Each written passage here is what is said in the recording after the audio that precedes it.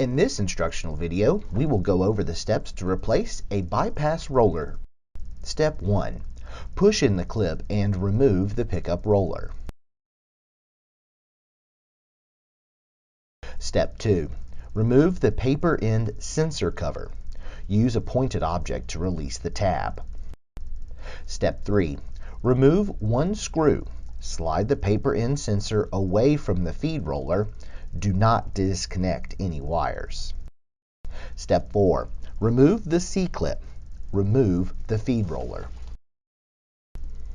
Step 5. Open the bypass door. Please note, as a warning, after removing the mounting brackets in Step 6 and Step 7, the bypass door will be free to fully open. Do not allow the door to fall. Step 6. Remove the C-clip from the bypass door mounting bracket on the rear side of the printer. Carefully remove the mounting bracket from its pin. Step 7. Remove the C-clip from the bypass door mounting bracket on the operator side of the printer. Carefully remove the mounting bracket from its pin. Step 8. Remove two screws.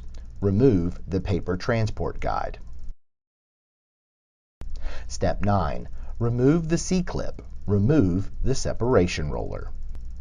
Please note, reverse the steps to replace all three feed rollers.